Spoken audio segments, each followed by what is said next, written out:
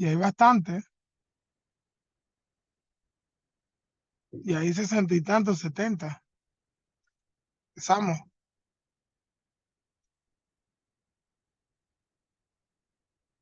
Bueno, vamos a comenzar, pues. Primero que todo, buenas noches, doctor James Lindsay, nuestro asesor, compañeros estudiantes de medicina. Hoy el grupo 4 Chiriquí, les va a dar un conversatorio acerca de la cirugía bariátrica.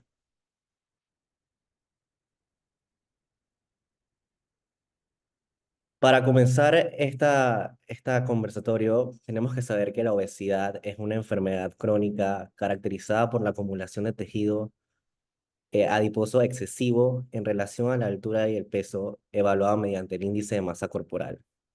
Para poder clasificar esta relación, consideramos de 30 a 34,9 kilogramos por metro cuadrado a un paciente con obesidad tipo 1, de 35 a 39,9 para ser obesidad tipo 2 y de mayor a 40 para ser considerado obesidad tipo 3.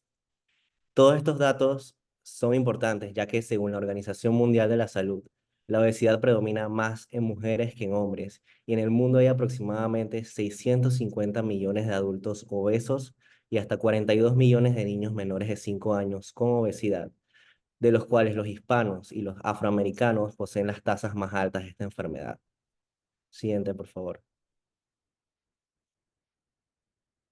Al saber esto, tenemos que concientizarnos de que representa uno de los mayores problemas de salud a nivel global, ya que varias enfermedades están bien relacionadas con la obesidad, incluyendo la diabetes tipo 2, las enfermedades cardíacas, el ictus, incluso cánceres de todo tipo, ya sea mama, colon o hasta útero, la osteoartritis, la enfermedad hepática, la apnea obstructiva del sueño y problemas psicológicos y psiquiátricos como la depresión. El riesgo de desarrollar complicaciones se va a elevar con el incremento de la obesidad, mientras que la pérdida de peso puede reducir el riesgo y hasta mejorar las condiciones médicas en los pacientes. Además de este impacto a la salud, los costos para tratar la obesidad son exuberantes, pudiendo causar mala adherencia y mal estilo de vida, llevando a que los tratamientos terminen siendo ineficaces, causando muchas más complicaciones y generando más costos significativos, lo que va a provocar una disminución en la esperanza de vida del paciente. Por eso, el mejor método para obtener y mantener una pérdida de peso significativa para estos pacientes y tratar sus comorbilidades es la cirugía bariátrica. Siguiente. Siguiente. La cirugía bariátrica no es más que una combinación de procedimientos, ya sea de restricción del volumen, de la alteración de las hormonas intestinales y de la mala absorción de nutrientes, que van a afectar tanto la saciedad, la absorción y la sensibilidad de la insulina, en conjunto con modificaciones al estilo de vida del paciente para lograr y mantener la pérdida de peso.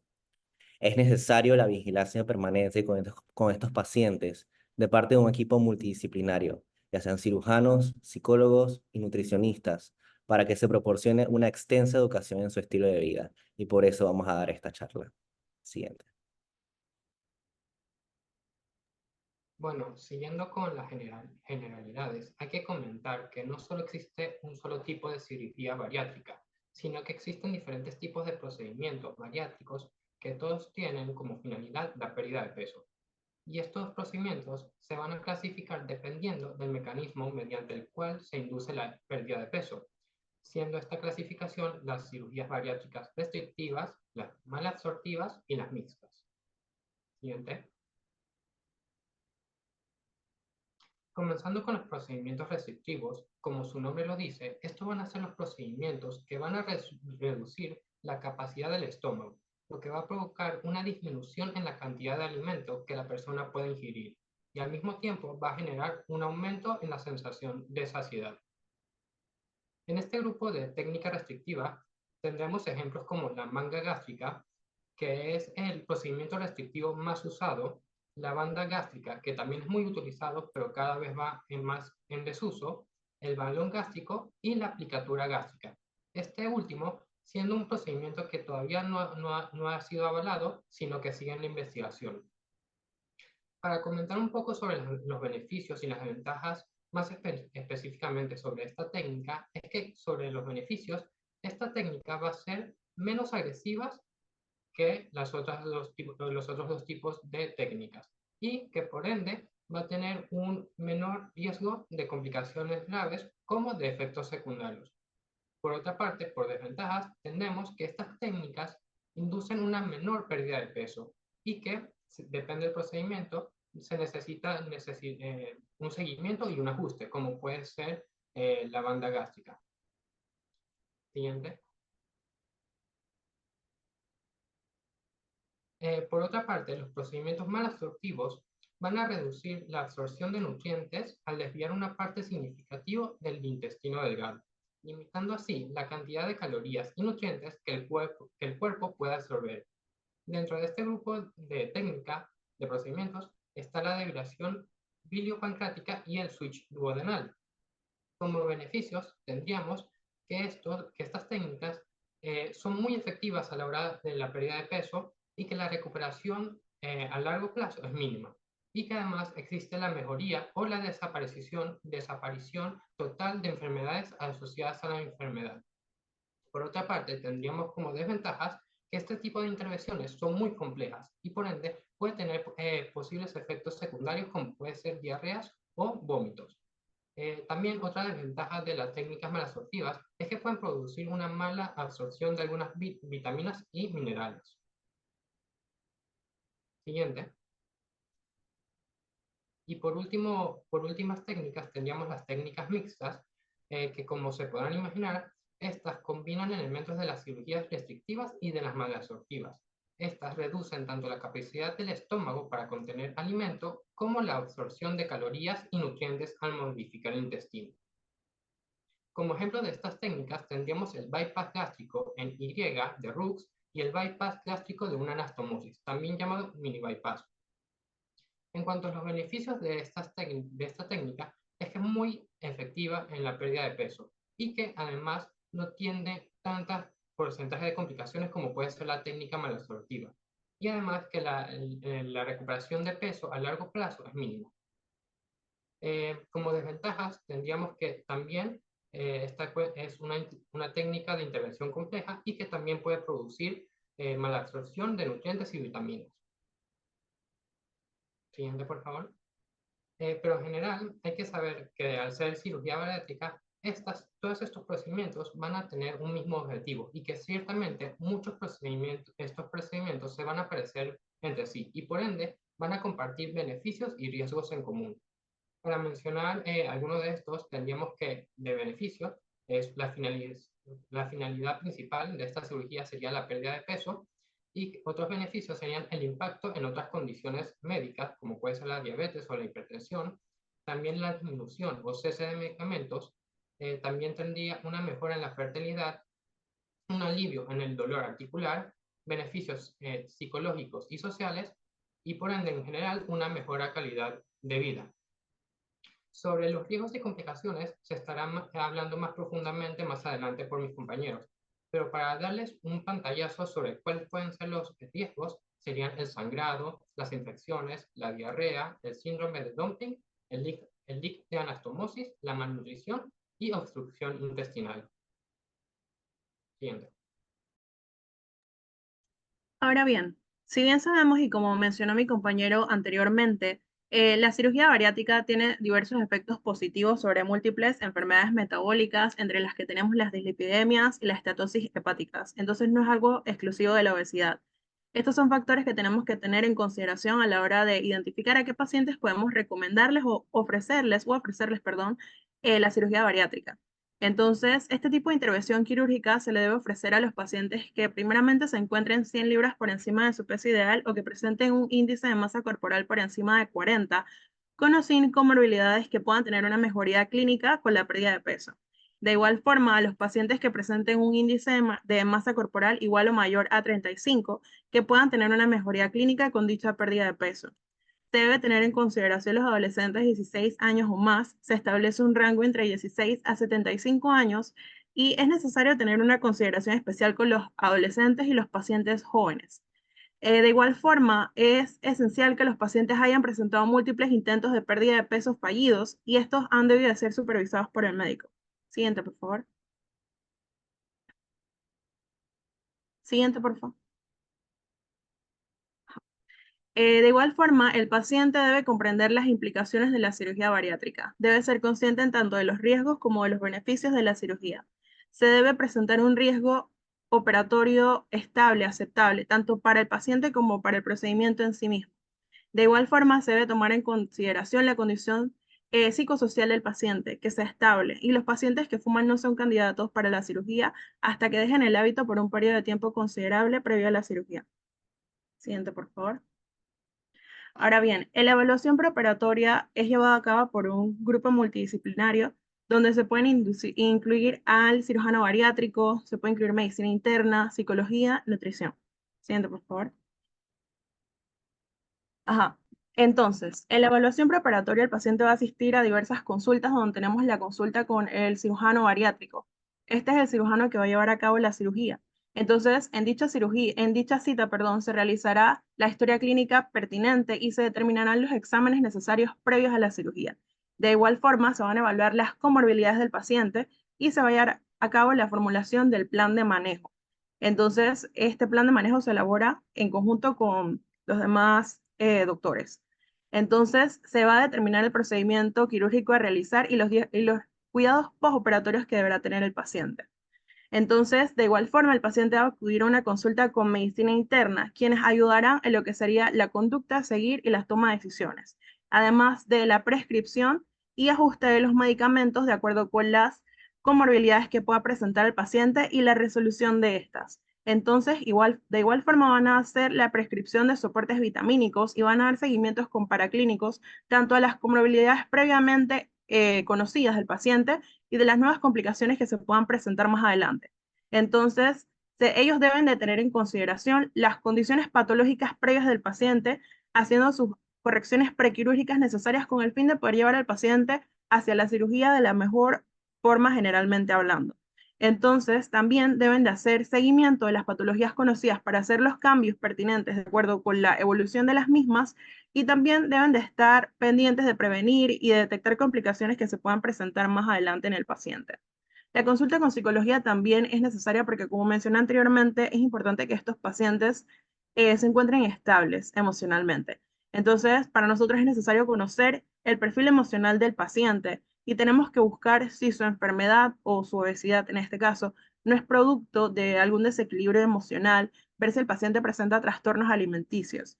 Entonces, también ellos van a evaluar el entorno del paciente y determinar si hay un compromiso con el resultado que estamos esperando con la cirugía, además de que hay que brindar un apoyo psicoemocional tanto prequirúrgico como postquirúrgico.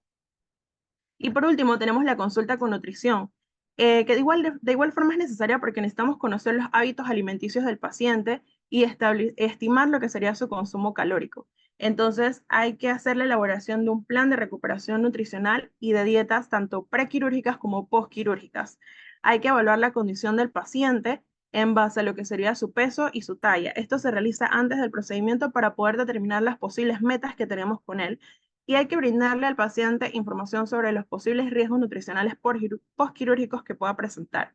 Además, que hay que educar al paciente a la hora de elegir los alimentos según el tipo de procedimiento y el mecanismo de acción del mismo, sea restrictivo, sea malabsortivo o sea mixto. Siguiente, por favor.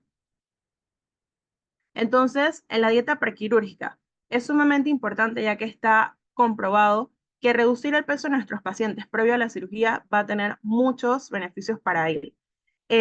Además de que es importante para mejorar las comorbilidades que puedan estar asociadas a su enfermedad. Entonces, también esto puede ayudar a disminución de lo que sería el tamaño hepático y de la grasa intraabdominal. Se han descrito resultados favorables en pérdidas de peso entre el 5 al 8% del paciente. Entonces, ¿cuál es el objetivo del plan de alimenticio previo que hay que darle al paciente? Primeramente, facilitar el propio acto quirúrgico, modificar el estilo de vida del paciente, cambiar los hábitos alimenticios del paciente, disminuyendo el picar, que es bastante común, y restablecer los niveles tanto de vitaminas como de minerales. Entonces, para estos pacientes se recomiendan lo que serían las dietas completas, adecuadas, suficientes y equilibradas, que incluyan todos los grupos de alimentos con una restricción moderada de las grasas totales, además de la eliminación de los azúcares simples y los almidones refinados.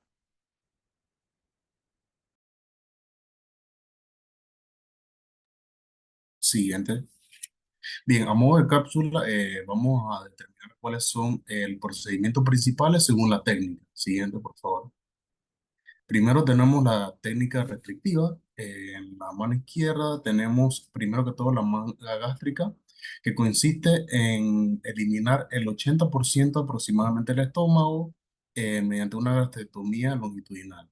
Esto transforma el estómago como tal en un tubo estrecho que limita su capacidad gástrica. Se puede realizar de manera laparoscópica y se moviliza la curvatura mayor del estómago y se secciona a lo largo con una grapadora lineal.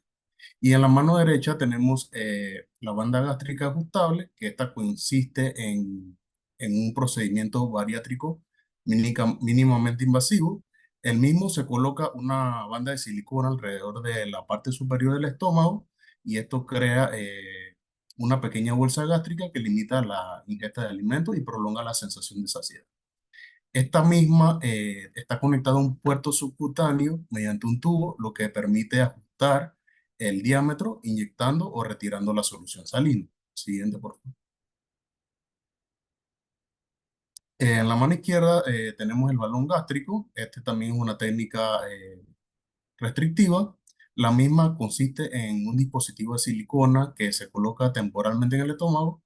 El mismo se coloca de manera endoscópica y una vez en el estómago, el balón se llena con una solución salina estéril, aproximadamente de 400 a 700 mililitros, y el procedimiento se realiza en alrededor de 20 a 30 minutos. En el derecho tenemos la aplicatura gástrica, que Jacobo dijo que todavía no está avalado. Como tal, este consiste en realizar una sutura en las paredes del estómago para reducir su volumen sin necesidad de hacer ninguna recesión. Como podemos ver, se hace como un pliegue en la mucosa y este también es un poco, porque tampoco se está eliminando la parte absortiva, ya que esta mucosa que queda plegada todavía es funcional. También disminuye el volumen gástrico y no implica pues la recesión de ningún ni colocar dispositivos extraños. Siguiente. Ahora tenemos la técnica malabsortiva. La misma consiste, primero tenemos la derivación biliopancreático, que es una cirugía malabsortiva, reduce el tamaño del estómago y también reconfigura el intestino delgado para limitar la absorción de nutrientes y calorías. Primero que todo se va a realizar una resección mediante una gastrectomía distal, dejando una pequeña parte del estómago proximal, aproximadamente de 100 a 150 mililitros, y se realiza luego un bypass intestinal, que se divide el intestino delgado a unos 250 centímetros del ilio distal, creando dos segmentos. Primero que todo vamos a tener una asa alimentaria, que es la que está en la derecha, bajando con las flechitas azules, y también vamos a tener una asa biliopancreática que va a llevar la bilis y los jugos pancreáticos y se va a realizar una anastomosis ilioileal de aproximadamente de 50 a 100 centímetros en la válvula ileocecal y se van a unir las dos asas, las alimentarias y la bilipancreática, formando una asa común. Y en la derecha tenemos el switch duodenal, que la misma consiste en un proceso parecido, solamente que acá va a ser una gastrectomía en manga, que se va a realizar mediante una gastrectomía longitudinal, eh, reduciéndola como un tubo, y luego se va a realizar un bypass intestinal en el que el intestino delgado se va a dividir también a unos 250 centímetros del ilio distal, creando dos asas igualmente. Solo que acá la anastomosis se realiza entre el extremo distal del duodeno es decir, y el asa alimentaria, y otra anastomosis entre el asa biliopancreática y el intestino delgado, eh, cerca del ilio terminal, formando una asa aproximadamente a 100 centímetros, donde ocurre la digestión y la absorción final. Siguiente. Luego tenemos la técnica mixta. Vamos a tener dos tipos. Vamos a tener el bypass gástrico en Y de Rux, que es el que está en la derecha, y vamos a tener también el bypass gástrico de una anastomosis. Voy a explicar primero el de la derecha. El de la derecha consiste en crear primero una bolsa gástrica y se secciona el estómago para crear una pequeña bolsa de aproximadamente 30 mililitros y también se reconfigura el intestino delgado, se divide el yeyuno aproximadamente a 50 a 75 centímetros de ligamento de Treitz, formando dos asas, una alimentaria y otra biliopancreática. El extremo distal del yeyuno se anatomosa a la bolsa gástrica y el extremo proximal se anatomosa al yeyuno distal en aproximadamente a 150 más allá de la anatomosis gastroyeyunal. Y la conexión de las gasas, el quimio va a pasar directamente de la bolsa gástrica a la sala alimentaria y cuando va por ahí por el caminito va a confluir con la asa biliopancreática y ahí va a recibir todas las enzimas hepáticas perdón, las enzimas pancreáticas y los jugos biliares. Y luego vamos a tener también el bypass gástrico de una anastomosis o el mini bypass, que es uno de los más utilizados actualmente, ya que a diferencia del anterior del IE de Rux, aquí se va a omitir la creación de una segunda anastomosis, simplificando el procedimiento y permitiendo los riesgos posibles de la anastomosis o que se haga fuga realmente del contenido. Siguiente. Ok, ahora nos tocará hablar acerca del manejo postoperatorio de una cirugía bariátrica y está principalmente dividido tanto en el manejo postoperatorio inmediato como el seguimiento a largo plazo. Siguiente. Ok, primeramente, aquí tenemos un pequeño esquema acerca de los tres puntos claves en cuanto al postoperatorio, en cuanto a la cirugía bariátrica de los diferentes pacientes. Primero tenemos a la mano izquierda, el número 1, el postoperatorio inmediato. El postoperatorio inmediato incluye que todo paciente que haya sido sometido a una cirugía bariátrica debe ser admitido a la sala de recuperación de anestesia inmediatamente al término de la cirugía. Usualmente en el primer día postoperatorio se realiza o se inicia lo que sería terapia oral, ya sea por tabletas normales o trituradas, o si bien el paciente es egresado de la cirugía con una sonda nasogástrica, se puede utilizar terapia siempre luego, a través de la sonda nasogástrica, perdón, siempre luego de haber realizado un leak test de la anastomosis que fue hecha. Dentro de este postoperatorio inmediato se incluye también lo que sería un leak test. El leak test o la prueba de fugas de la anastomosis idealmente debe ser realizada intraoperatoriamente. Actualmente el gold standard o una de las técnicas mayormente utilizadas para realizar el leak test es mediante el azul de metileno, el cual va a tener, perdón, búsqueda de fugas de la anastomosis y ha demostrado tener una alta sensibilidad y especificidad como un método de detección de dichas fugas tanto para la banda gástrica. Y estudios recientes recomiendan que este leak test debe ser utilizado rutinariamente en todos los casos, independientemente de las condiciones operatorias que tiene el paciente. También dentro de un leak test está considerado el uso de métodos de contraste e imágenes con contraste. Sin embargo, estos no son necesarios para la detección de fugas postoperatorias a menos que esté clínicamente indicado en casos selectos, de los cuales, de presentarse, la técnica indicada para dichos estudios debe ser la tomografía computarizada de alta resolución contrastada. Dentro de las diferentes presentaciones clínicas de fugas de anastomosis, las cuales serían indicaciones para realizar un estudio imagenológico postoperatorio, se encuentra el dolor abdominal que va incrementando, la taquicardia, la fiebre, taquipnea y el hilio. Si hay también un sistema de drenaje que se haya colocado durante la cirugía intraperitoneal, puede observarse dentro de la salida de líquido que presenta, si esta es de contenido entérico, purulento o fecaloide. También forma parte de las indicaciones para realizar un estudio de prueba de fuga de anastomosis postoperatorio. Luego, en el postoperatorio inmediato, también tenemos unas pruebas de laboratorios que deben realizarse. Estas pruebas de laboratorio, por lo general, se realizan ya cuando el paciente es trasladado a una sala de observación, o en este caso, sala de cirugía, luego de la sala de recobro de anestesia. Debemos recordar, o es importante recalcar, que el paciente va a permanecer en esta sala de cirugía por las próximas 24 a 72 horas, dependiendo de su evolución. Una vez el paciente haya pasado la parte de recuperación de anestesia, se deben incluir las pruebas de laboratorio, como lo incluyen una biometría hemática completa, pruebas de electrolitos, función hepática y renal, tiempo de protombina y tiempo tromboplastina activado también. Estos deben obtenerse primeramente cada 12 horas en los primeros 2 días postoperatorio y luego cada 24 horas, perdón, por los 3 días siguientes.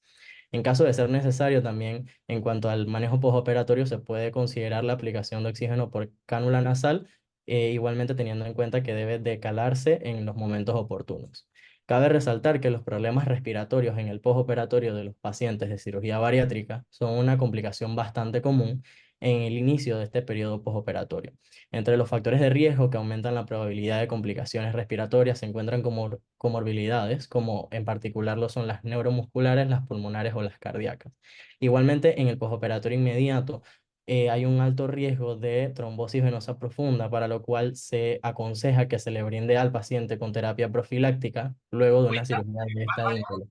Se recomienda que la evaluación por ultrasonido para todos los pacientes, en caso de presentar una sospecha de TBP, debe ser realizada de manera rutinaria. Igualmente, si el paciente en el momento de la clínica presenta una alta sospecha de trombosis venosa profunda, se le debe realizar un test de dímero D, y especialmente a aquellos de casos donde el tiempo del procedimiento quirúrgico fue prolongado. Se puede considerar igualmente, luego de haber realizado estos estudios, si hay una alta sospecha clínica a pesar de tener estudios negativos, repetir ya sea el ultrasonido o realizar una venografía para aquellos pacientes con alta sospecha de trombosis venosa profunda en principalmente las venas localizadas en las partes de las pantorrillas, especialmente la vena tibial posterior y las venas peroneas. Esto se excluye todo lo que sería la zona poplitea hacia arriba, ya que las venas que tienen mayor predisponencia a presentar una trombosis venosa profunda, de acuerdo a diversos estudios realizados en los pacientes de cirugía bariátrica, son aquellas venas que se encuentran por debajo de la zona poplitea. También es importante mantener el manejo del dolor en el postoperatorio inmediato. Inicialmente se da la recomendación de acetaminofén intravenoso si es posible, si bien no existe una contraindicación absoluta de la misma. Igualmente con el uso de los AINES, si no hay una contraindicación absolutamente marcada, se recomienda proceder con precaución al momento del uso de los AINES, perdón, debido a la nefrotoxicidad y la posibilidad de úlceras gastrointestinales que estos pueden producir, inclusive también el incremento en el riesgo de hemorragias. En el caso de que se vaya a realizar una terapia de manejo de dolor con AINES, se recomienda igualmente el uso de los que son inhibidores de la COX-2 por la disminución de estos riesgos. Dentro de los AINES igualmente se ha considerado, a pesar de que tienen una alta recomendación los inhibidores selectivos COX-2, se ha recomendado como mejor terapia para los pacientes de cirugía bariátrica el uso de el ketorolaco, cuyo efecto es mejor, perdón, si se aplica de manera seriada, aunque igualmente puede ser utilizado como analgésico de rescate PRN. En el segundo escalón, en cuanto al manejo del dolor, ya tendríamos los opioides, iniciando con el opioide débil, como lo sería el tramadol, y si el paciente no responde a mejoría del dolor de estos, igualmente se puede proceder a los opioides de más alta potencia.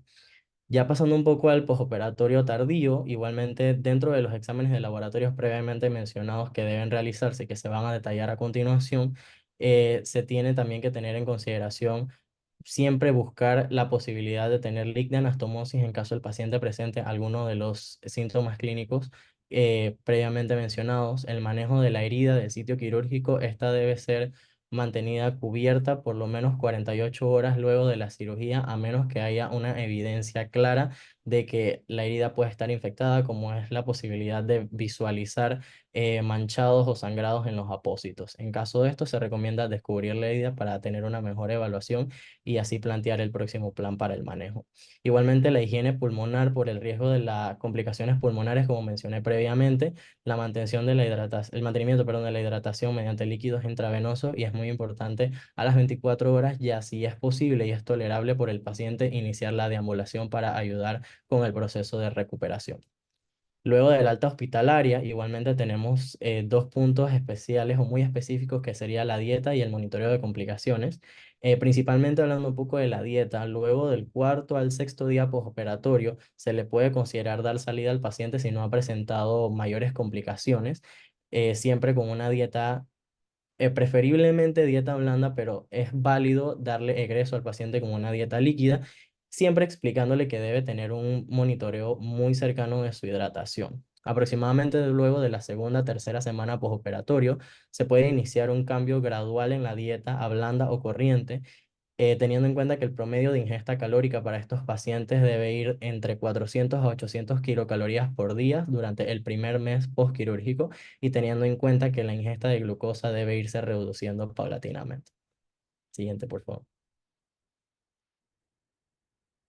Bueno, una vez que ya vemos cómo tiene que ser el postoperatorio y tanto inmediato y tardío, que lo presentó muy bien Adrián, nos queda la pregunta de cómo debe ser el seguimiento después que el paciente es dado la alta, alta hospitalaria. Entonces, lo principal que debemos saber es que al igual que el preoperatorio, el seguimiento debe ser por un equipo multidisciplinario, incluyendo los mismos pilares como lo que es el médico cirujano, lo que es un gastroenterólogo, también se recomienda un endocrinólogo, nutricionista, apoyo psicológico. Incluso se habla de que según las complicaciones que tenga el paciente, se tiene que tenerse a un médico que también pueda atender este tipo de complicaciones. ¿Y cómo va a ser, qué tan seguido es este seguimiento? Bueno, las guías recomiendan que se tenga una cita en los primeros 8 días y posterior a eso tener una cita de seguimiento a los 1, 3, 6, 12, 18 y a los 24 meses. Después de los 24 meses, una cita anual. ¿Qué punto vamos a evaluar en este seguimiento? ¿Qué se le debe consultar al paciente? Debemos consultar por su peso, si el paciente está siguiendo perdiendo peso, si el paciente ha perdido suficiente peso, si ha vuelto a ganar peso, el porcentaje de peso perdido, cómo están las comorbilidades, si han tenido alguna mejora, la medicación que toma el paciente antes de la cirugía y cómo es la medicación que está teniendo el paciente después de la cirugía. Y muy importante que el paciente esté siguiendo su suplementación tanto de calcio como vitaminas, ya que vamos a ver más adelante cuando hablemos de complicaciones, que esta suele ser el tipo de complicación principal que tienen estos pacientes de cirugía bariátrica. En- Vamos a hablar también más adelante de lo que son las recomendaciones de dieta y ejercicio que son para estos pacientes de la cirugía bariátrica. Y muy importante también saber cuáles son los exámenes de laboratorio, los exámenes paraclínicos que le vamos a mandar a este paciente. Posteriormente lo presento en una tabla más ordenada con los exámenes adecuados por cita. Y por último, qué estudios de imágenes son indicados y cuándo son indicados estos. Entonces, siguiente, por favor.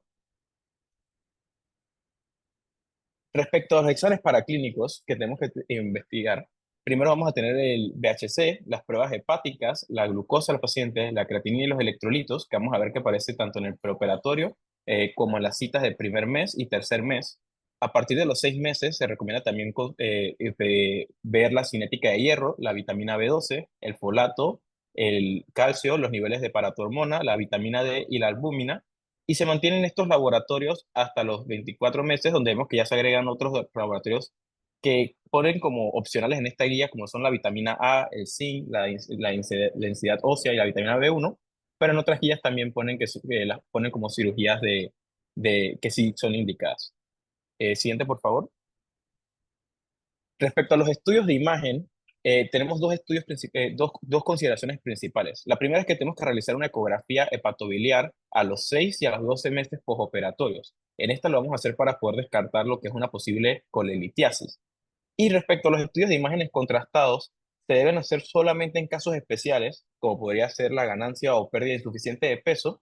Y adicional a esto, es importante saber que antes de hacer un estudio contrastado, se debe realizar una endoscopía de vías digestivas altas con estudio varitado para poder ver cuál es el tamaño del nuevo estómago, el estado de las anastomosis, si se han desarrollado alguna úlcera o fístula. Esto es importante que se realice previo a realizar un estudio de imagen contrastado. Siguiente, por favor. Otras consideraciones importantes en el seguimiento es que aparte de la dieta y ejercicio hay que hacer un seguimiento de cómo está la hidratación del paciente. Y bueno, entre las consideraciones se pone evitar que el paciente haya deshidratación. Se usa como rango que el volumen urinario debe estar a 30 mililitros por hora. Se debe buscar el equilibrio electrolítico y en caso de tener vómitos o diarrea se debe reponer los líquidos y electrolitos, siempre con tomar en cuenta ambos. Respecto a la suplementación, se deben prevenir las futuras deficiencias nutricionales y se recomienda la suplementación con calcio, vitamina D, hierro, vitamina B12, tiamina, vitamina A, vitamina C, zinc y ácido fólico. Algo en lo que hace énfasis la guía es que el principal problema de estas deficiencias se da cuando hay un error en el seguimiento, cuando el paciente pierde su adherencia a estas citas médicas. Entonces es muy importante hacerle entender al paciente lo importante que él siga siempre siendo persistente con sus citas de control. Siguiente, por favor. Bueno, aquí tenemos otra tabla que explica muy bien lo del monitoreo. Vemos las pruebas que se recomiendan a los 6, 12, 18, 24 meses. Vemos que acá también se toca el calcio en orina a las 24 horas, la tiamina, la vitamina A y también incluye el cobre. Siguiente, por favor. Y la suplementación, que, bueno, se recomienda la tiamina con 12 miligramos al día, la vitamina M12, oral sublingual de 150 a 500 miligramos por día. Y bueno, no voy a leer toda la tabla, porque para eso tenemos la tabla, para que la puedan visualizar. Y muy importante que ahora Adrián nos va a hablar sobre qué hacer en los casos de deficiencia de suplementos y cómo podemos reparar estas. Siguiente, por favor.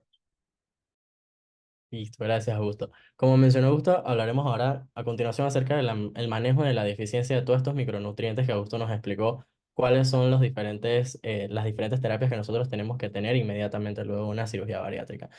Primero tenemos que tener en cuenta que debido a los cambios que se dan en la dieta del paciente, a la redirección del flujo de nutrientes y al cambio tanto en la anatomía como en la fisiología de las vísceras, es muy importante que puede presentarse esta deficiencia de nutrientes si el tratamiento no es adecuado o la adherencia del paciente tampoco es adecuada.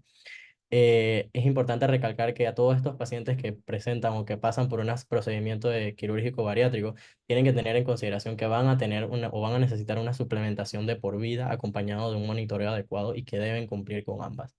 Siguiente, por favor. En cuanto al manejo de las deficiencias, podemos observar aquí una tabla que, si bien es cierto, presenta los mismos micronutrientes que Augusto mencionó previamente en la suplementación. En caso tal de que algún paciente no presente una adecuada adherencia al tratamiento o que las dosis no sean establecidas correctamente y el paciente entre en deficiencia de estos micronutrientes, vamos a tener diferentes métodos o diferentes terapias que debemos aplicar para la represión de las mismas. En caso de presentar alguna de las deficiencias presentadas en la tabla, el paciente puede ser recuperado o puede reincorporarse a niveles normales con una terapia oral, lo cual suele ser suficiente para el manejo de estas deficiencias. Sin embargo, pueden haber casos más severos que necesiten aplicación de la misma terapia que se presenta aquí, pero de manera intravenosa para corregir este tipo de deficiencias. Luego de un curso de corrección de deficiencias, siempre tenemos que tener en consideración que se debe realizar un análisis rutinario para evaluar si el tratamiento que se le está dando a la deficiencia está haciendo efectivamente su trabajo en el paciente, y luego de la corrección debe igualmente mantenerse o debe prescribirse un mantenimiento para evitar que estas deficiencias puedan darse nuevamente. Cabe recalcar que es importante y no es algo fuera de lo común que puedan coexistir diferentes tipos de deficiencias de micronutrientes dentro de los pacientes que tienen este tipo de cirugías, ¿no? Siguiente, por favor. Ahora, hablando un poco acerca del manejo de las enfermedades crónicas post cirugía bariátrica, tenemos diferentes tipos o diferentes enfermedades que van a formar parte de los cambios principales que puede tener el paciente luego de haberse sometido a una cirugía bariátrica. Dentro de ellas, la diabetes mellitus es una de las enfermedades principales que va a sufrir mayores cambios. En cuanto a esta, podemos mencionar que va a resultar en mejoras dramáticas de la hemostasia de la glucosa y el control de la diabetes mellitus tipo 2 por consiguiente. Puede haber alteraciones en las diferentes hormonas intestinales, la sensibilidad de los nutrientes en el tracto gastrointestinal, perdón, el metabolismo de los ácidos biliares y también en el microbioma intestinal, lo cual nos va a llevar a un mejor control de la diabetes. Se ha demostrado en esto, junto a los diferentes efectos de restricción calórica que sufren los pacientes en su dieta luego de pasar por este tipo de procedimientos quirúrgicos, en diferentes estudios de metaanálisis y revisiones sistemáticas, que puede coexistir una remisión total de la diabetes en ciertos casos. ¿Sí? El monitoreo estricto de la diabetes y la modificación de los esquemas de medicamentos, como por ejemplo la suspensión de los secretagogos de insulina, eh, la continuación de la metformina y los diferentes ajustes que se le pueden dar a la terapia de insulina, tenemos que tener en consideración que debe tomarse en cuenta al momento del posoperatorio de estos pacientes, e idealmente recomendar interconsultas con endocrinología que pueda hacer los cambios específicos, dentro de los cuales se recomienda que las insulinas deben ser descaladas dentro del hospital hacia el egreso del paciente, con instrucciones muy estrictas acerca del manejo y cuidado de sus niveles de glucosa en sangre, para evitar también el tema de que una posible hipoglicemia que pueda tener el paciente. Igualmente, previo a la cirugía, es recomendado suspender o hacer un decalaje de las insulinas para que durante el procedimiento el paciente no caiga en hipoglicemia. La metformina, por lo general, como mencioné previamente, se puede mantener sin mayor riesgo siempre y cuando se hagan los ajustes correspondientes. Igualmente, se tiene que tener un adecuado manejo y control de la hemoglobina glicosilada en los meses subsecuentes, para verificar si es sugestivo eliminar este tratamiento o decalarlo de manera apropiada. Igualmente, en cuanto a los medicamentos a base de incretina, teóricamente, debido a los diferentes estudios que se han realizado actualmente, nos muestran que se pueden continuar de manera efectiva. Sin embargo, que luego del curso de la operación y el manejo postoperatorio, si se da de manera adecuada, suelen descontinuarse debido a la no necesidad del uso por parte del paciente. Igualmente, cuando hacemos referencia a la hipertensión arterial, tenemos que hay una reducción sustancial tanto de la presión sistólica como de la presión diastólica, demostradas no más allá de una semana luego del proceso o del el procedimiento quirúrgico. Esto también es dependiente tanto de la pérdida de peso como independientemente de la pérdida de peso que sufre el paciente. Diferentes estudios han demostrado que pacientes que tienen diagnósticos preoperatorios de hipertensión arterial han resuelto por completo en un 62% y han mejorado sus síntomas de hipertensión en un 79%, ¿sí?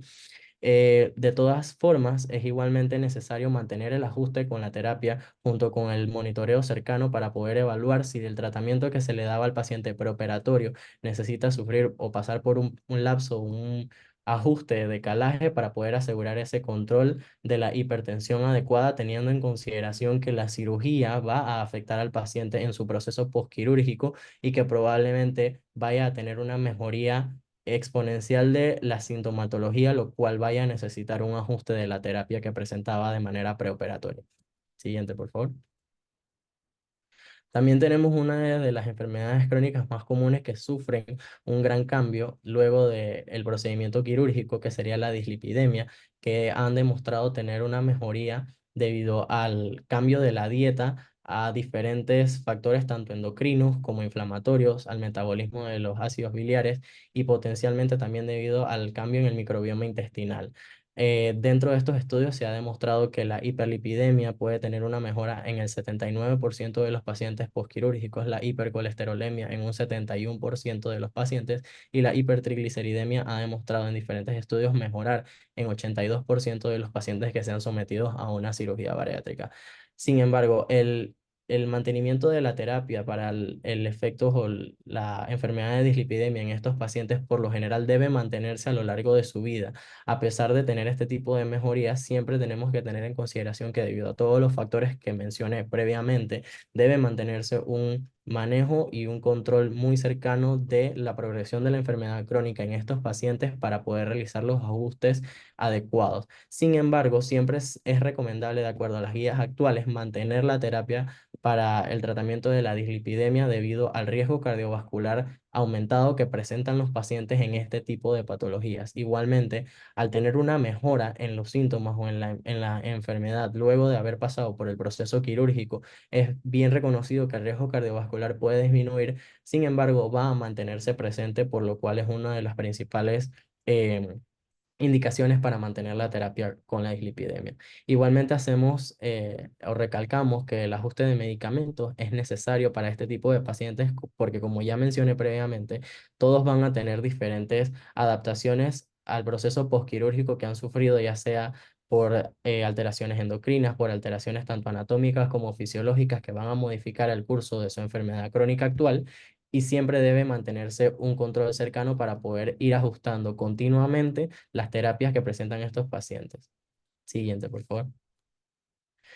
No obstante, y es muy importante recalcar lo que tenemos que tener presente, como se mencionó previamente, y Natalie lo dejó bastante claro, el apoyo psicológico que debe tener este paciente, tanto en la parte preoperatoria, como mencionó mi compañera, para tener una visión holística de todas las diferentes patologías que puede presentar el paciente antes de la cirugía y que está apto para someterse a este proceso, e igualmente en la parte postoperatoria. Dentro de estos pacientes nosotros debemos evaluar y correlacionar con una evaluación preoperatoria, identificando todas aquellas patologías o desórdenes alimentarios que puede tener el paciente antes de ingresar a esta cirugía. Tener un buen control de ellos y luego que el paciente egresa del hospital, tenemos que asegurar un manejo y un control postoperatorio de la parte psicológica, ya que puede verse afectado a los diferentes pacientes debido a que se puede presentar una pérdida de peso inadecuada. Esto quiere decir que muchos pacientes, psicológicamente hablando, tienen expectativas diferentes acerca de cuál va a ser su pérdida de peso inmediata luego del proceso quirúrgico.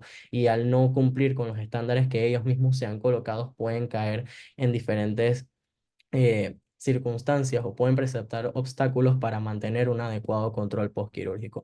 La dependencia de drogas y o alcohol se ha visto en un gran incremento en estos pacientes debido a que no presentan la mejoría que ellos desean a la brevedad posible, y también tener el correcto control de todas las patologías alimentarias que pudieran encontrarse previo a la realización del procedimiento quirúrgico para asegurar que el paciente logre mantener un buen control, evite la ganancia de peso de nuevo y pueda tener una mejor adherencia al tratamiento tanto multivitamínico como alimentario, como de rutina de ejercicio y estilos y cambios de estilo de vida para poder asegurar que la cirugía tenga éxito tanto en el periodo postoperatorio inmediato como a largo plazo.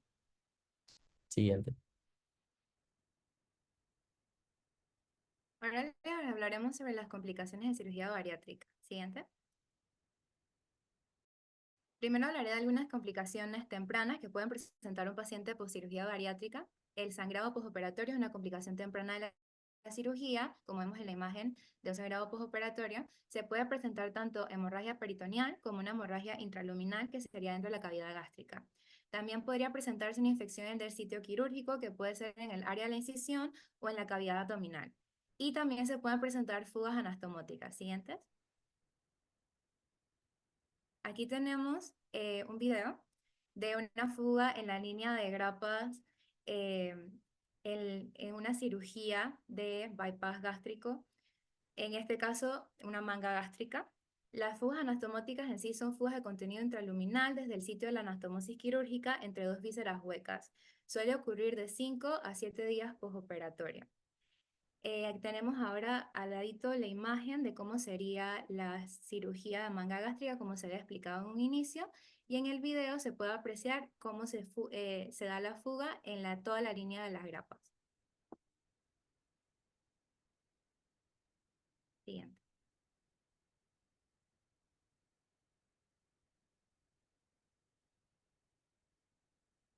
Siguiente.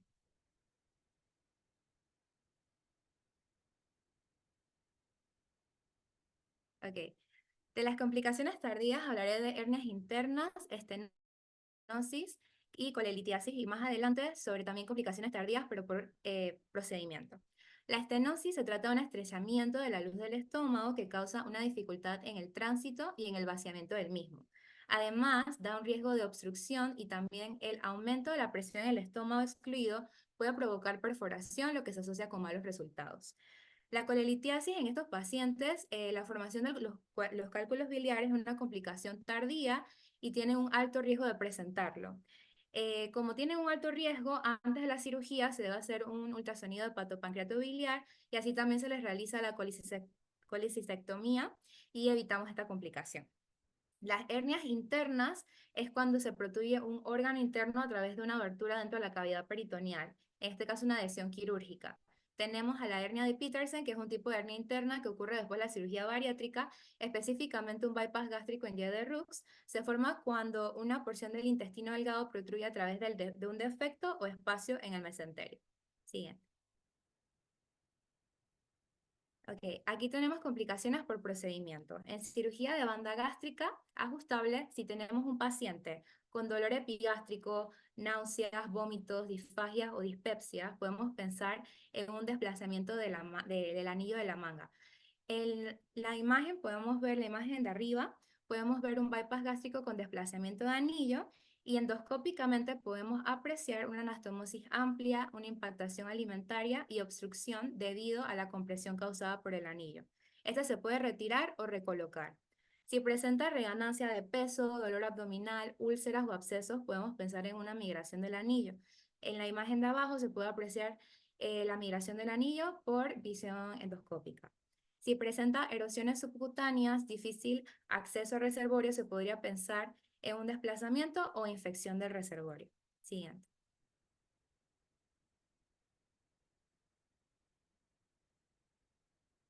En el bypass gástrico, si tenemos un paciente con dolor intermitente postprandial, náuseas y vómitos, podemos estar pensando en hernia interna, como la que había mencionado anteriormente. Disfagia progresiva, vómitos y dolor abdominal nos daría luces de una estenosis gastroyeyunal. dolor epigástrico y signos de hemorragia digestiva, podríamos estar pensando en una úlcera marginal, hemorragias recurrentes y reganancia de peso en una fístula gastrogástrica, como se puede apreciar en la imagen que coloqué al lado. Siguiente. También en la parte de la gastrectomía en manga, si tenemos un paciente con disfagia, intolerancia en alimentos, náuseas y vómitos, se puede estar pensando en la estrechez de la manga, y un paciente con reganancia de peso o pérdida insatisfactoria de este podría estar presentando una dilatación gástrica. Entonces, las complicaciones tardías, como todas las que mencioné, el paciente también puede tener síndrome de dumping y el síndrome de malabsorción. El síndrome de malabsorción, aunque este es un efecto secundario potencial de todos los tipos de cirugía bariátrica, hay procedimientos en donde se ven con mayor frecuencia, siendo uno de estos el bypass gástrico en Y de Rux, ya que este implica crear una pequeña bolsa gástrica y conectarla con el Y1, lo que omite una gran parte del intestino delgado donde se absorben los nutrientes. El síndrome de dumping, como podemos ver en la imagen, se define como un vaciado gástrico rápido como resultado de una función defectuosa del reservorio gástrico por mecanismo de vaciado pilórico alterados o una función motora gástrica anómala posquirúrgica. Podemos definir dentro del síndrome de dumping el early dumping o dumping temprano y el late dumping o dumping tardío. Aquí en el diagrama ejemplificamos un bypass gástrico en donde podemos ver las nuevas uniones que antes no se presentaban. El reservorio gástrico está unido al Y1 y podemos apreciar el paso de los alimentos, que son las flechas rojas, y los jugos gástricos, que serían las flechas verdes. En el early dumping tenemos un quimo hiperosmolar sin diluir, que hace que se desplacen líquidos al intestino delgado, haciendo que éste se distienda, ocasionando una estimulación vagal y el aumento de la motilidad intestinal. La clínica se ve después de 15 a 30 minutos de la ingesta de alimentos, siendo estas náuseas, diarreas, calambres y vómitos. También se presentan síntomas vasomotores como sudoración y palpitaciones. En el late dumping es cuando el quimo con glucosa llega al intestino delgado, se da una reabsorción rápida de glucosa, dando hiperglicemia, por lo que se da una liberación excesiva de insulina, ocasionando hipoglicemia. La clínica se va a ver horas después de la ingesta de alimentos, por lo menos de 2 a 3 horas después. Signos de hipoglicemia como sudoración, temblores, hambre y malestar gastrointestinal. Siguiente. El manejo del síndrome de dumping también lo vamos a dividir en early dumping y late dumping, pero en sí son modificaciones dietéticas, comidas pequeñas que incluyen combinación de carbohidratos complejos y alimentos ricos en proteínas y grasas, de 30 a 60 minutos de descanso en decúbito supino después de las comidas. En el late dumping también las modificaciones dietéticas son importantes, y el tratamiento farmacológico, que sería el octreotida, medicamento análogo de la somatostatina. Siguiente.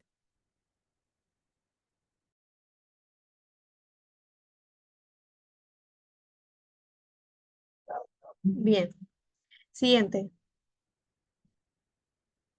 Bien, en cuanto al manejo nutricional postoperatorio, hay dos objetivos principales que son asegurar el, el aporte energético y nutricional adecuado para que el paciente pueda recuperarse de manera óptima después de la cirugía. Y el segundo es prevenir la pérdida de masa muscular después del periodo de mayor pérdida de peso. Siguiente.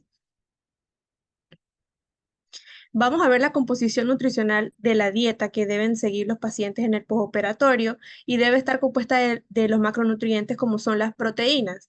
Este es un macronutriente muy importante, pues debe representar de entre un 10 al 35% de la ingesta calórica diaria del paciente, y se requiere de 1,5 gramos de proteína por kilo de peso ideal al día, dando un rango de entre 60 a 80 gramos de proteína diarias que debe consumir el paciente. Además, se debe monitorizar esa ingesta de proteínas, y también se debería suplementar con módulos proteicos. Otro macronutriente importante son los carbohidratos.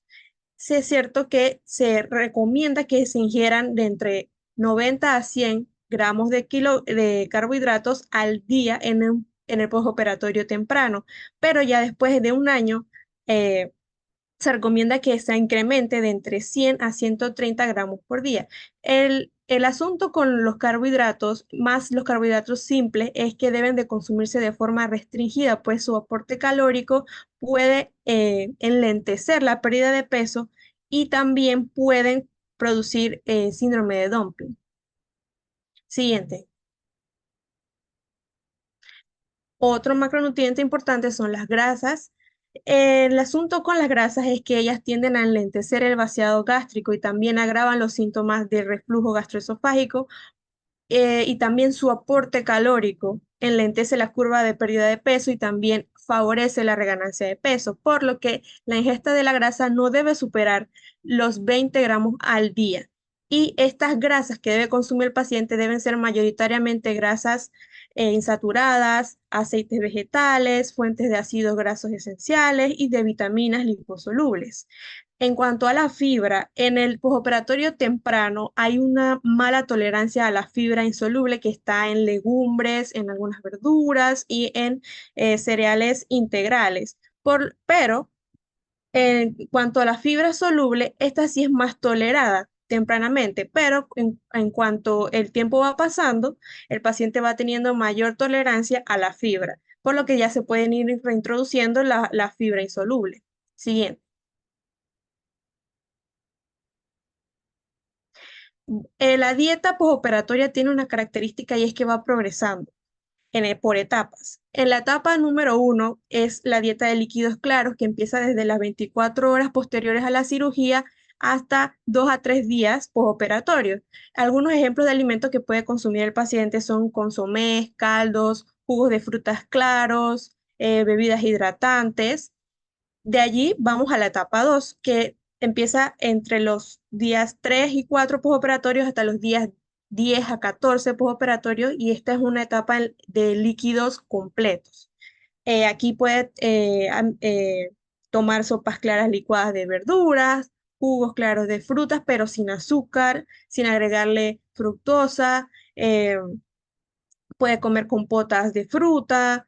Aquí puede iniciar el consumo de leche deslactosada, descremada, puede consumir yogures líquidos bajos en grasas, sin azúcares y café descafeinado, por supuesto, té, también jugos claros de, de frutas, pero no ácidas.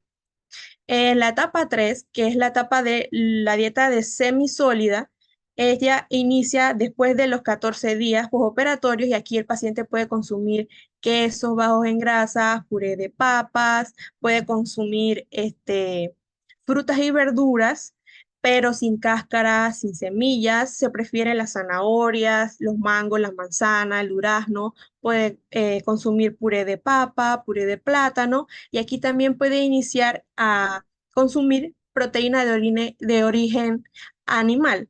Se prefiere que sea carne molida y blanca, como pollo, pescado. Y en la etapa 4, que es la etapa de la dieta sólida, blanda, que inicia a partir de la semana 6 a 8, aquí el paciente puede consumir arroz, pasta, avena, yuca cocida, plátanos cocidos. Se prefiere que consuma carnes jugosas y que los alimentos estén humedecidos. Puede consumir pan, jamones de pollo, de pavo, pero bajos en grasas, y papas, plátanos, yucas cocidas. Siguiente. Otras características que tiene esta dieta es que el volumen de la toma también va progresando, va incrementando con el tiempo. En las primeras etapas debe consumir porciones pequeñas de menos de 30 mililitros, y luego vas incrementando a 60, a 100 mililitros hasta alcanzar el objetivo de que el paciente pueda consumir volúmenes equivalentes a una taza de 250 mililitros. En cuanto al contenido energético, en las primeras etapas, el total de calorías que debe consumir al día no debe superar las 1000 calorías. Y ya cuando lleva de 6 a 12 meses, entonces el paciente se le puede incrementar ese valor a 1200 o hasta 1400 calorías al día. Siguiente.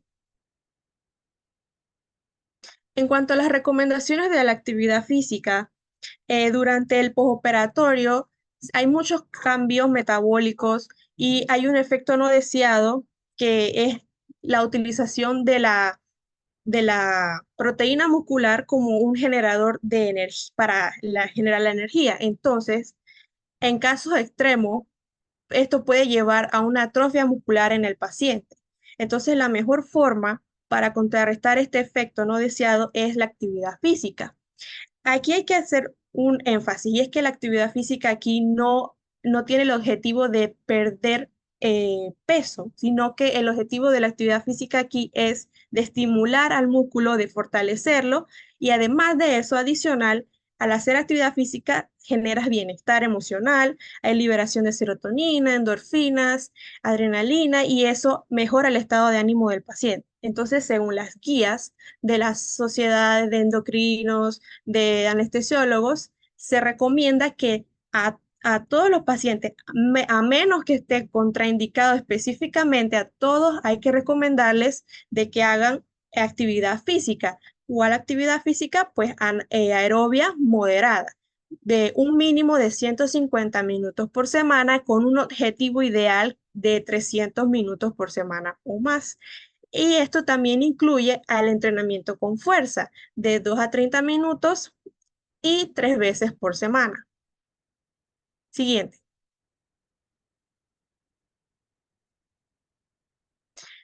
En cuanto a los puntos para llevar a casa, tenemos que vivimos una epidemia de obesidad y que la solución aquí no es la cirugía bariátrica, sino que promover la prevención primaria de la obesidad.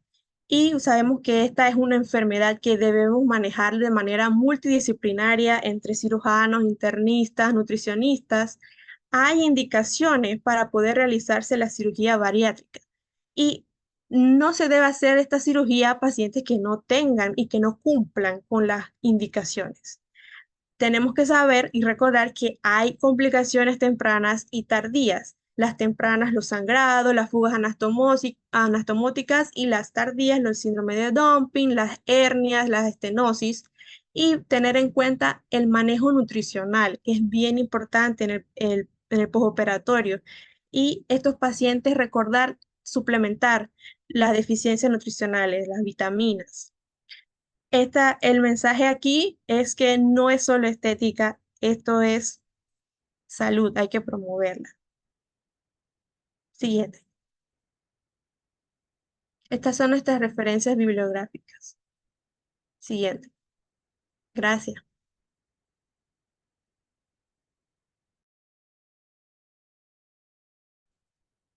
Bueno, interesante, ¿no? Algunos comentarios que tengo que hacer. Lo primero que todo, en la primera parte, ya la banda gástrica ya no se usa.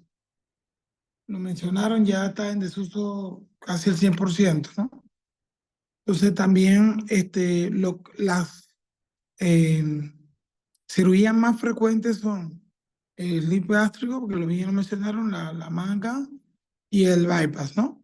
Hay algunas variantes, pero no vamos a meter en estos detalles. El switch duodenal y las restrictivas, estas severas, tampoco se usan porque causaban malabsorción a tal punto que el paciente quedaba desnutrido, quedaba como cadavérico. Eso era, bueno, lo mencionaron también. Entonces, está bagua, bueno, hay otras técnicas que son derivadas de las básicas, pero no vamos a meternos en aspectos quirúrgicos, ¿no? Entonces, importante, ¿me escuchan? Sí, sí, doctor. Sí, doctor. Ok. Importante mencionar, dijeron al principio que la solución para la cirugía bariátrica, para la obesidad es la cirugía bariátrica. No. Es importante mencionar, como concluyeron en buena lid con la doctora, que lo mejor es el cambio del estilo de vida, la mejoría, la concientización o concienciación, como llaman algunos, de qué es lo que debe hacer, cómo debe hacerlo y cambiar las costumbres negativas esas que tenemos desde la infancia muchos de los pacientes, ¿no? Porque ustedes escucharon todo lo que se mencionó, tanto desde la etapa 1, preparación, la preparación preoperatoria, que el paciente debe bajar 10% el peso para que el lóbulo caudado se ausente. El lóbulo caudado, usted sabe, el número 4, cemento 4, cae como si fuera un techo así. Y entonces disminuye la visibilidad en las DI y hay que meter un quinto trocar. Entonces, y con un separador especial que es como una mano, ¿no? Un separador que se abre. No le menciono el nombre porque tampoco es relevante. Entonces, para eso hay que pagar 10%. O sea, el paciente tiene que, un paciente obeso con todos los síndromes psicológicos, porque después de superobesidad, después de 50, ya el paciente ya, o sea, desde el punto de vista de obesidad, es un paciente con, o sea, complejamente, una complejidad psicológica difícil de manejar hasta para los psiquiatras. Tiene que ir donde un psicoterapeuta, terapia cognitivo-conductual 1, 2, 3 y 4, para cambiar la conducta. ¿Por qué? Porque se está dando casi un 40% de las reganancias en estos momentos. O sea, paciente que bajó, hizo todo el esfuerzo, no se complicó, porque también existen las complicaciones, como todos ustedes bien la mencionaron. Y luego de eso, sube de peso. ¿Por qué? Porque no fue evaluado de forma correcta en el preoperatorio. Pacientes adictos a la comida. Y ese es como una vez operamos a un paciente yo pienso que se nos fue la onda, bueno, el psicólogo le fue la onda, porque ellos dicen, no, este paciente no califica, este paciente tiene una adicción. O sea, tanto a las drogas, al cigarrillo, como a la comida, son adicciones, está contraindicado. Bueno, se operó el paciente en el postoperatorio, se comió 2 empanadas. O sea, imposible. No, ¿cómo así 2 empanadas? Sí, 2 empanadas. Yo tuve una paciente que cuando salió le dije, no, mira, le he explicado todo lo que ustedes explicaron y la paciente no aguantó y saben que estos pacientes no pueden vomitar, ya se le imposibilita vomitar por toda la disminución o sea, el mismo esfínter esofágico inferior, que se hace la anastomosis un poquito más abajo, queda totalmente limitado, impide vomitar, para que sepan. Impide eructos también. No existe. El paciente queda con una limitación. Entonces, ¿por qué gastar tantos recursos? ¿Por qué enredar, o sea, como quirúrgico, se lo digo, después de manejo de casos? Si el paciente solo con bajar de peso, se lo digo a ustedes que van a hacer atención primaria, no solamente mandando al cirujano, usted tiene que ser consciente de que el paciente debe bajar. Ahí vi la foto de varios y algunas personas que están pasaditas de peso. O sea, ustedes como médicos tienen que ser dadores de salud y tienen que estar siempre delgados. Eso es lo primero. No es prudente tener vicios, no es prudente, que no, que yo fumo, que hay varios que fuman, me imagino. Eso también, tú vas al paciente, tú le dices no fume y están fumando. Entonces, el concepto es que ustedes son dadores de salud y ustedes como atención primaria, por ahora, después será que son súper especialistas, ¿no? Pero atención primaria, tú ves que deben dar el ejemplo y equilibrar y saber, estar conscientes de todo lo que puede pasar al hacer la cirugía bariátrica. Puede que sea una historia feliz, ¿no? Que al final el paciente regane peso, pero puede que el paciente tenga una fuga anastomótica que la tocaron muy rápida, porque me imagino la parte normal, no es algo relevante desde el punto de vista para explicar, pero yo como cirujano, fuga anastomosis es nuestro conjuro diabólico, padre. Eso es una fuga, el paciente se inestabiliza, el paciente está séptico y tienes que ver qué haces. Hay que usar diferentes recursos. Uno de los principales recursos es una malla especial que se pone expansible, que aquí en Panamá no hay, en Colombia sí hay. En Colombia, el grupo Doctor Lopera, donde yo me formé, que han hecho 10.000 cirugías bariátricas, ellos tienen un grupo, miren cómo es allá, acá no es así. Tienen un grupo de cirugía bariátrica, donde hay 2 médicos generales, 2 enfermeras, 2 psicólogos nutricionista como 4. Entonces, el cirujano opera y nunca más ve al paciente, nunca más lo ve. O sea, yo te operé, al otro día, no, aquí mencionaron como recomiendan grandes centros, más bien al principio, ahora ya ha cambiado, que lo dejas 1, 2, 3, que le das, no, allá al otro día para la casa, como si fuera una hernia, como si fuera, no sé, una vesícula ambulatoria. Al otro día, dale dieta, hacen, como bien lo dijeron, la prueba para ver si tiene fístula, leak check, ¡pup!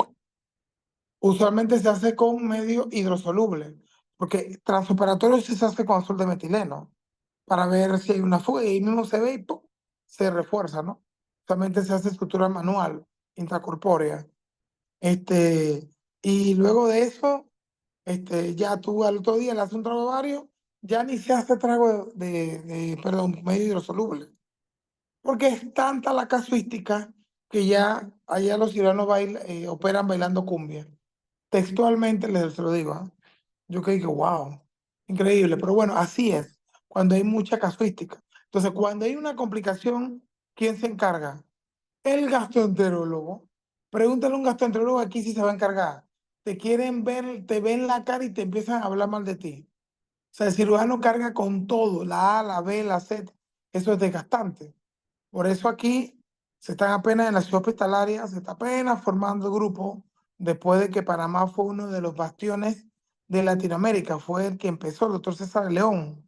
Empezó en 1992, las primeras cirugías bariátricas abiertas.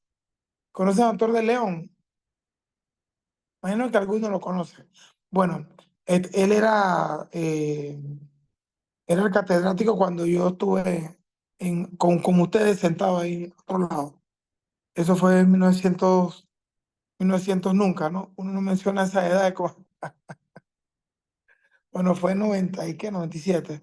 Bueno, yo soy MD8. Bueno, la cosa es que al final hubo tantas complicaciones que cerraron el programa y ahora lo están abriendo. Me llamaron para hacer programa. Bueno, están los pininos de nuevo, pero necesita como bien lo dijeron ustedes, un servicio completo. O sea, tiene que ser multidisciplinario y todos tienen que tener su grado de responsabilidad. El cirujano opera y ya debería ya operar y listo. Acá no, acá acá es un poquito distinto, acá todo es como complicadito, ¿no? Todo es un poquito complejo, así como el complejo hospitalario. Así que bueno, aparte de eso, mencionaron varias complicaciones, mencionaron muy bien todo lo que son la dieta postoperatoria, mencionaron también los cuidados postoperatorios, bastante completos, bien, todo en general, o sea, mencionaron todo, así que felicidades. Aquí lo que yo estoy haciendo es como que complementar con la experiencia, ¿no? También mencionaron el balón gástrico. El balón gástrico, ahora hay un balón que se pone transoperatorio, se pone, me imagino que lo han visto, que se pone como una cápsula que se deglute, el balón alurio, y eso después se extrae el pequeño dispositivo donde se insufla la solución salina y queda ahí por 4 meses y luego se autodegrada. Eso es algo nuevo, interesante. El balón como tal, que lo ponen los gastroenterólogos, como bien lo dijeron, se insufla con salina de forma progresiva eh, y luego se extrae al año, casi siempre, 6 o 12 meses. ¿Qué más? Yo creo que básicamente básico, ¿no? Dijeron todo, bastante completo, muy bien, buen tema. Solamente que el comentario es válido. Ustedes deben ser garantes de que el paciente, o sea, pero de forma adecuada, el paciente sea consciente de que lo mejor es mejorar el estilo de vida, bajar los hábitos o malos hábitos alimenticios y deben llevar al paciente a que tenga un mejor estilo de vida en general y que no tenga que recurrir a la cirugía bariátrica, que ya es como que lo último. Un comentario. Ustedes mencionaron sobre que controlaba la diabetes, controlaba todo, la dislipidemia, cierto, pero ahora se usa Ozempic. Se recomienda usar Ozempic posoperatoriamente a los pacientes para mantener, imagino que han escuchado que es Ozempic, ¿no? Imagino, se pone por semana, etcétera. O sea, en ciertos pacientes porque no controla totalmente el nivel de los niveles de azúcar. No se controla muy bien. Es un postoperatorio mediato. O sea, el inmediato mejora, baja de peso, wow. Después el inmediato tardío ya empieza a reganar de peso, el paciente regresa a sus enfermedades del pasado. Entonces se usa Ozempic, que también se ha demostrado que controla el peso, paciente baja de peso. O sea, como comentario final, creo que está bastante este, completo, así que pienso que es fantástico, ¿eh? A todo el grupo y felicidades. Excelente. Entonces me tienen que mandar para calificar, porque siempre pasa que al final, que espérate, que la nota, que la firma, me mandan eso con tiempo desde ya para poder yo escribirle, firmarlo y entonces escaneárselos y mandar escaneados. Vale. Entonces, si hay un comentario final.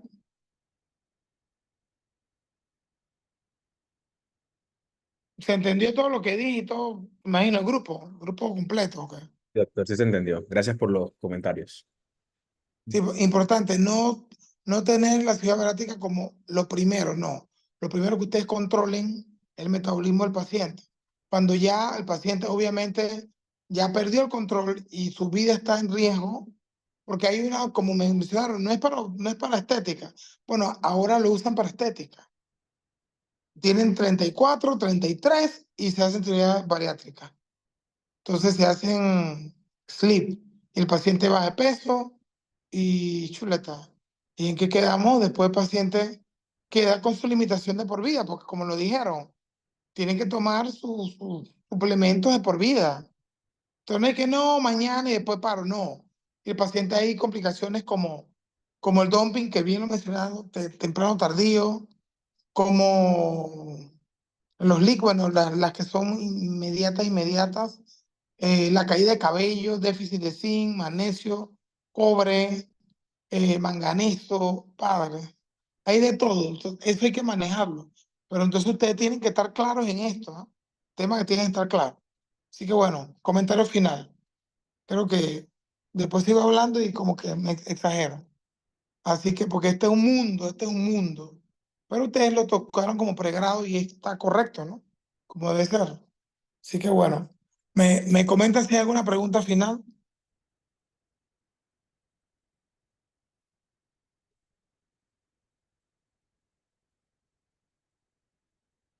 Bueno, si no hay preguntas, entonces damos por terminado, pues.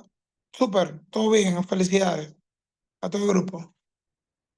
Gracias, doctor. Buenas Gracias, noches. doctor. Buenas Ok. noches.